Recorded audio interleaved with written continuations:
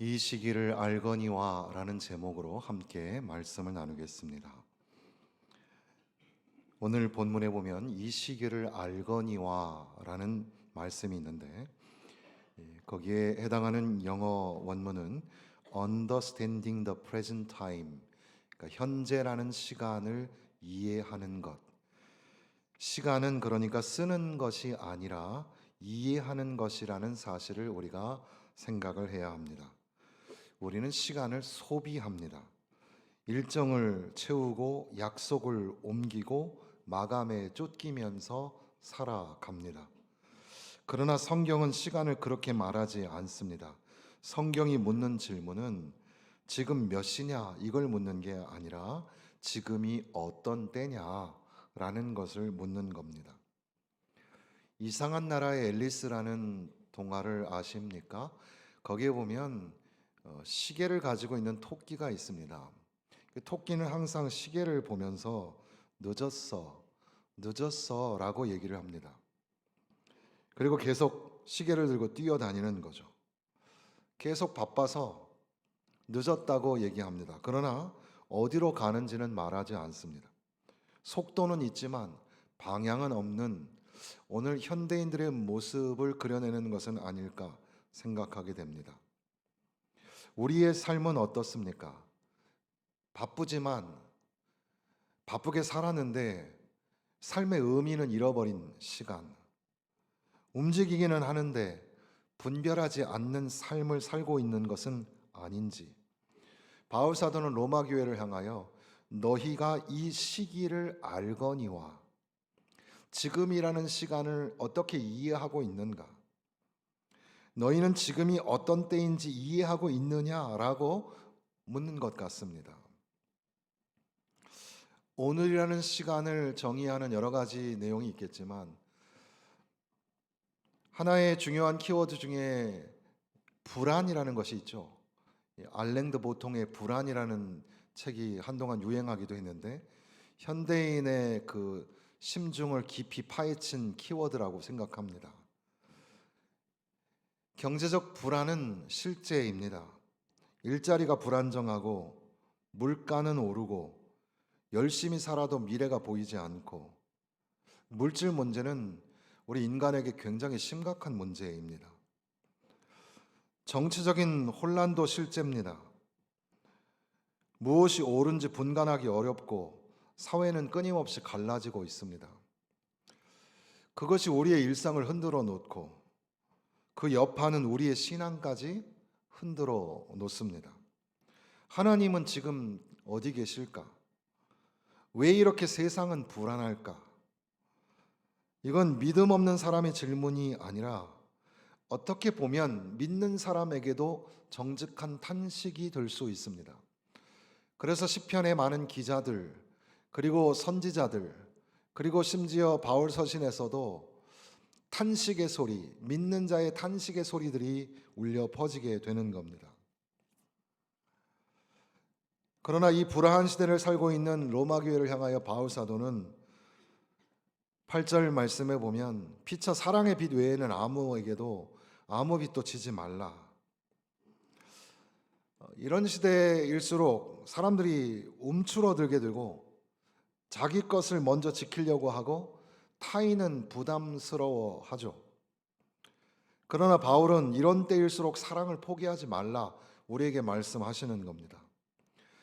그러니까 사랑은 단순히 감정이 아니라 사랑은 책임이라는 겁니다. 그리고 이 책임은 시대가 불안하다고 해서 사라지는 게 아니라는 겁니다. 어떤 시대에나 사랑은 선명한 증거가 된다는 겁니다.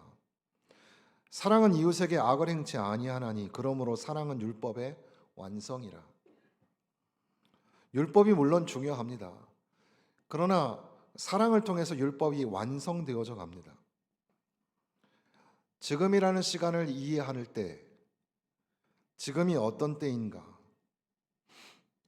지금 우리는 성탄절에 즈음하여 예수님의 오심과 다시 오심 사이에 대림절의 기간들을 지나면서 하나님의 말씀들을 읽고 있습니다. 오늘 지금이 어떤 시간일까? 서로를 경쟁자로 볼 때가 아니라 서로를 버팀목으로 삼아야 할 때입니다. 때를 알거니와 이제는 잠에서 깰 때가 되었으니. 바울은 로마 교회 성도들을 향하여 꾸짖는 게 아닙니다. 정신 차려라, 일어나라, 깨어라. 어떻게 보면 맥락상 깨우고 있습니다. 잠이 들은 성도들을 깨우는 것처럼 보입니다.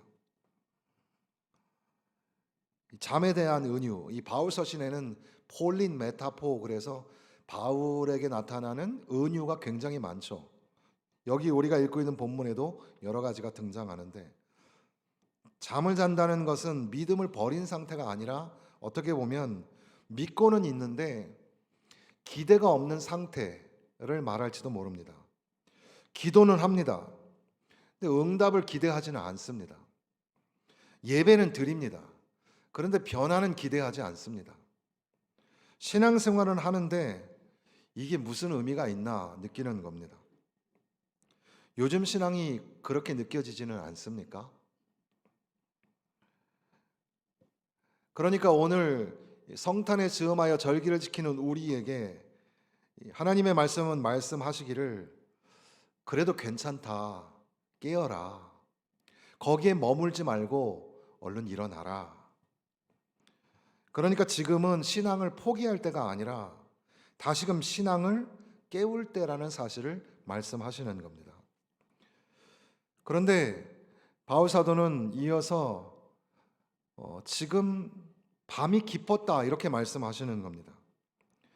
현실을 외면하지 않는다는 의미를 담습니다. 괜찮다, 모든 게 다 잘 될 거다 이렇게 말씀하시는 게 아니라 지금 밤이 깊다고 말씀합니다. 우리의 불안은 실제입니다. 우리의 눈물도 정당합니다. 우리의 혼란도 이해할 만한 것입니다. 밤이 깊다, 이 한 말씀 안에 우리를 향하신 하나님의 위로의 말씀이 담겨져 있습니다. 바울은 거기서 멈추지 않고 밤이 깊지만 낮이 가까웠다 이렇게 말씀하죠. 밤이 깊다는 말은 그 밤이 영원하지 않고 새벽을 향하여 움직이고 있다는 것을 설명하는 겁니다. 낮이 가까웠다는 그런 의미가 됩니다. 그러니까 오늘 우리가 예수님의 오심과 다시 오심 사이에 이 대림절을 맞이하면서 우리의 소망이 뭡니까? 2025년도, 26년도에는 더 좋아지겠지. 더 상황이 좋아질 거야. 그런 예측이 아닙니다. 우리가 가지고 있는 소망은 그런 게 아니죠. 우리의 소망은 하나님이 이미 여기서, 하나님이 거기서 이미 일하고 계신다는 믿음을 갖는 겁니다. 낮은 아직 완전히 밝지 않았습니다. 그러나 방향은 분명합니다. 어둠이 지나가고 낮이 온다는 사실입니다. 하나님의 미래는 이미 현재 속으로 들어오기 시작한 겁니다.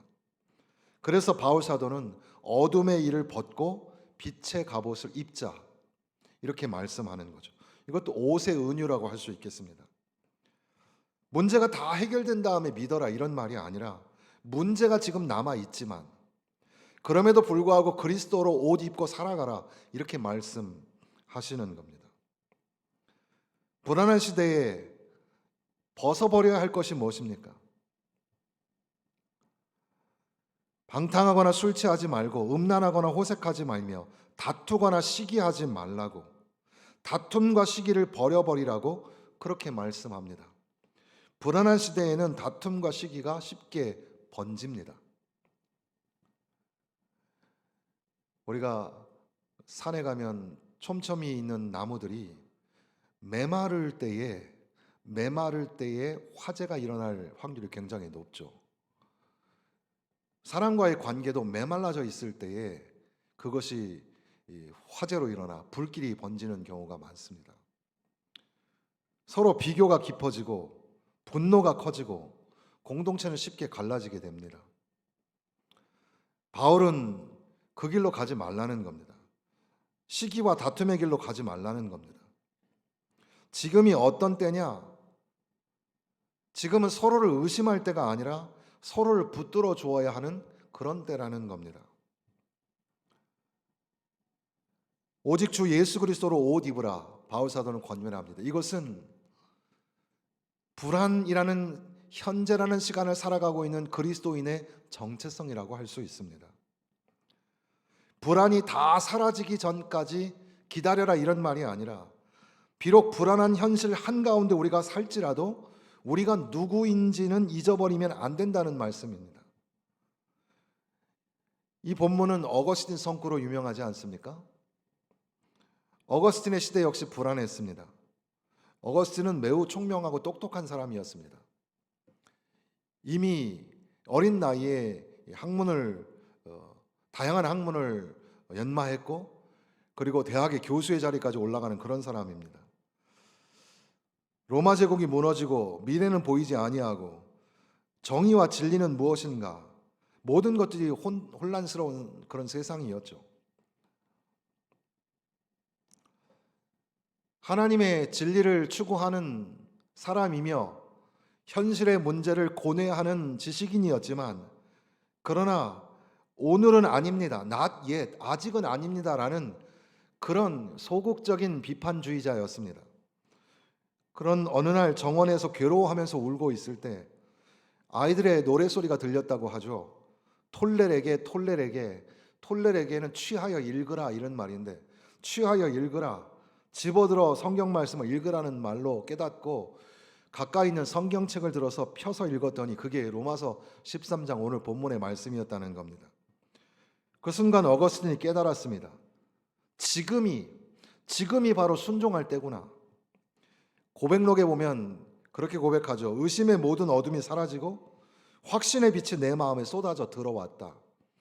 하나님의 말씀을 듣고 나중에 깨닫고 결단하는 게 아니라 지금이라는 시간에 순종하고 깨달아야 한다는 겁니다.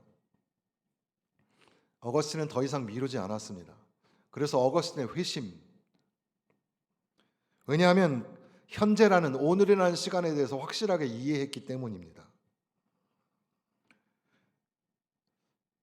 사랑하는 성도 여러분, 오늘 나의 믿음이 왜 이렇게 약해졌을까 생각해 보신 적 없습니까? 그런 성도들에게 오늘 성탄에 즈음한 메시지는 우리에게 이렇게 말씀하시는 겁니다. 너의 믿음이 너를 붙들고 있는 게 아니라 하나님의 신실하심이 너를 붙들고 있는 것이다. 깨어 있으라 라는 말은 강해져라, 각성해라 이런 말이 아니라 다시 너의 하나님을 바라보라 이런 말씀이죠.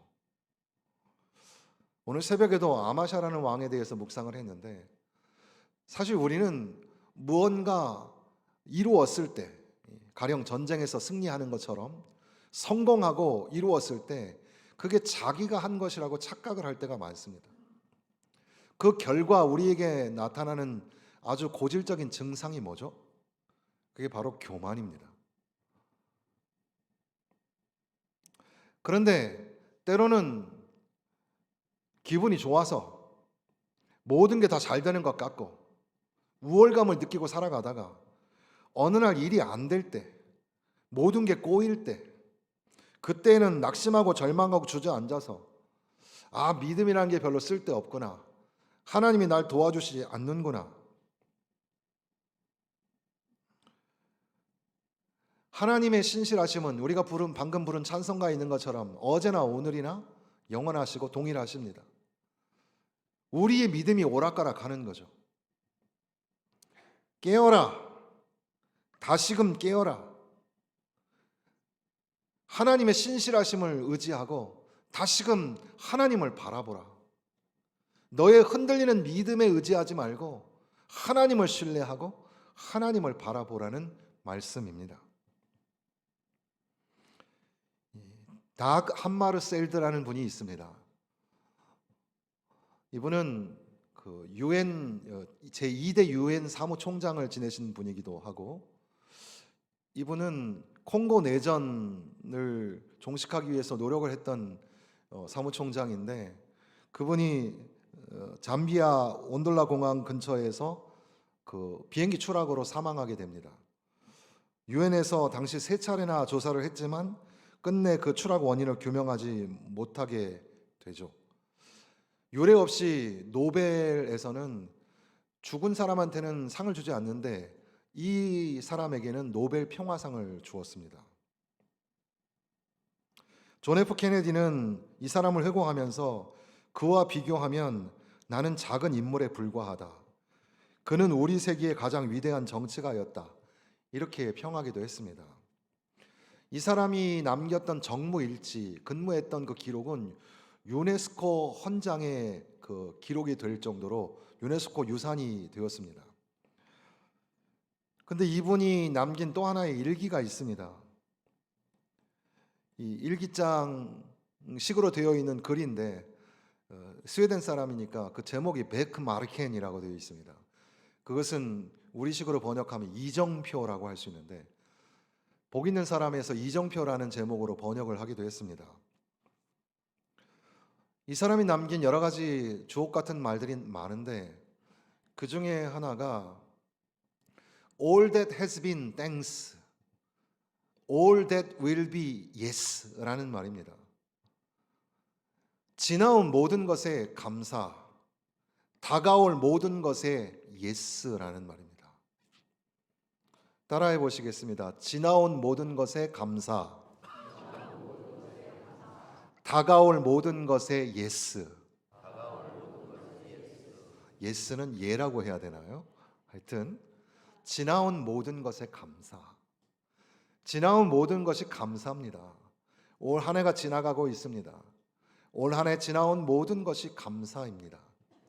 앞으로 다가올 모든 것도 예스입니다. 이 고백은 불안을 모르는 사람의 말이 아니었습니다. 이 사람의 영성은 세계는 자기의 수도원이고 유엔 사무총장으로 일하는 것은 자기의 정무인데 수도사가 그렇게 기도하는 것처럼 자기는 세계를 위해서 기도하는, 세상이 굉장히 혼란스럽고 유엔군이라는 단어를 처음 조직한 사람이 바로 이 사람이거든요. 세계의 갈등 한가운데서 책임을 감당하던 사람이 하나님께 드린 고백입니다. 미래가 확실하기 때문에 예라고 말한 게 아니에요. 하나님이 신실하시기 때문에 예라고 말하는 겁니다. 불안한 시대에 12월 달을 맞이하고 성탄절에 즈음하여 우리는 이 말씀들을 묵상합니다. 우리는 현실을 부정하는 게 아닙니다. 경제적인 불안이 있습니다.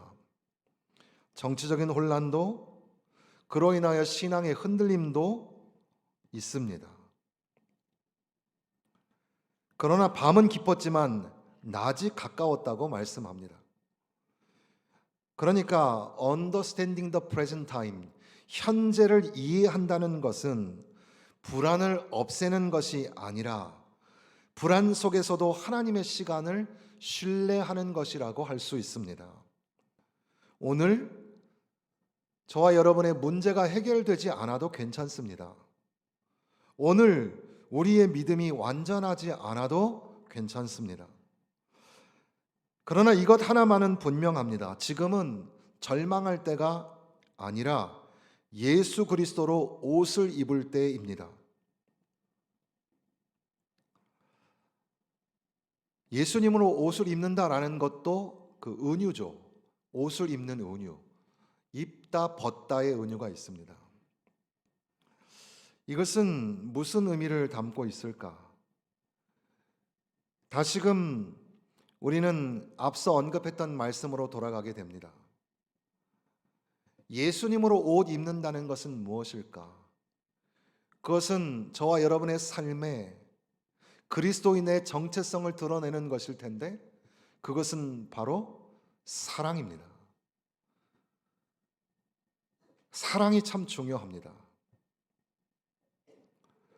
그러니까 거룩한 산 제사를 드리는 것, 그리고 국가에 관한 이야기가 나온 이후에 지금 이 사랑의 말씀을 하고 있습니다.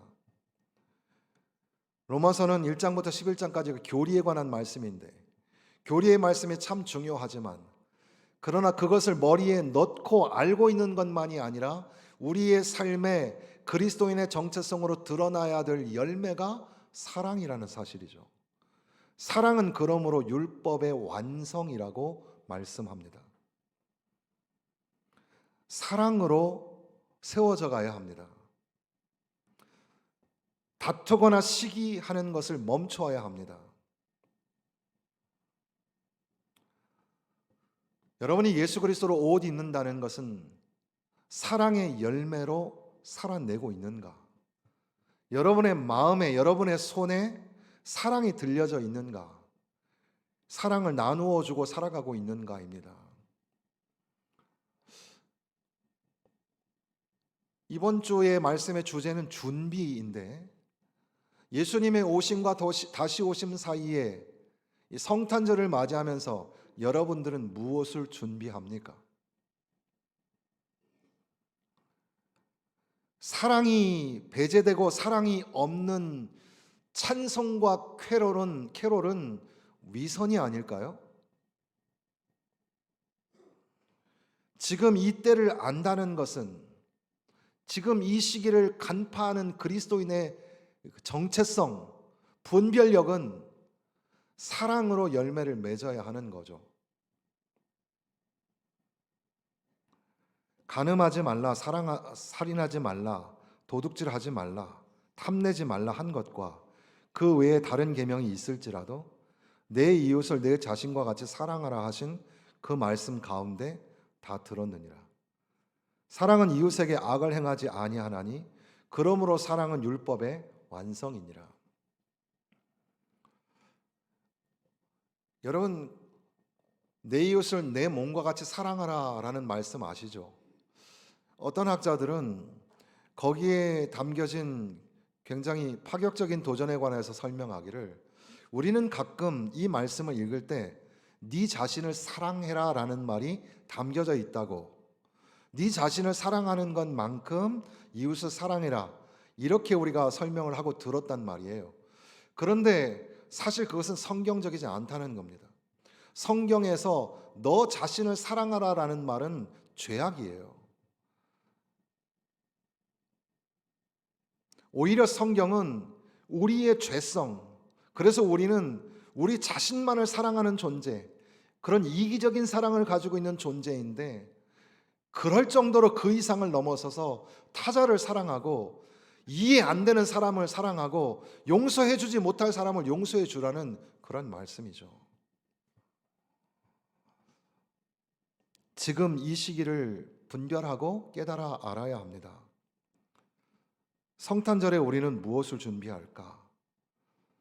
성탄의 선물을 준비하고 장식을 준비하고 그리고 캐롤을 준비하고, 우리 주일학교에서도 청년부까지 열심히 다음 주에 있을 성탄절 행사를 준비하고 오늘 오후에는 리허설까지 한다고 합니다. 얼마나 참 귀하고 아름다운 모습들인가. 그 연습의 과정 속에서 하나님이 그들을 만나 주시기를 목회자의 마음으로 기도합니다. 그러나 오늘 우리가 정작 피하고 싶어 하는 소중한 준비물, 그것은 사랑입니다. 예수님으로 옷 입는다는 것은 예수님의 제자가 된다는 것이고 예수님의 길을 따라간다는 것입니다. 우리 안에 사랑의 어떤 발로가 있어서가 아니라 하나님이 날 사랑하셨고 하나님이 십자가에 독생자를 내어주셔서 죽게 하시기까지 저와 여러분을 사랑하여 주셨습니다. 하나님의 사랑이 내 안에 있어서, 예수 그리스도의 사랑과 은혜가 내 안에 담겨 있기에 우리는 형제와 자매를 사랑하고 용서해야 합니다. 우리가 사랑을 드러내지 못하면, 사랑으로 용기를 내지 못하면 우리는 그리스도인의 삶을 살아내지 못하는 겁니다. 낮이 가까우고 있음에도 불구하고 깨지 못하는 상태에 있는 겁니다. 사랑하는 성도 여러분, 예수님으로 옷 입고 여러분의 육신의 일을 도모하지 말아야 합니다. 여러분의 이성과 감성이 자극하는 대로 움직이는 것이 아니라 하나님의 말씀에 의지하여 하나님이 원하시는 것은 무엇일까? 이것을 생각하며 살아내는 것이 오늘이라는 시간을 이해하는 것입니다. 이 시기를 잘 깨달아 아는 저와 여러분 되시기를 주님의 이름으로 축원합니다.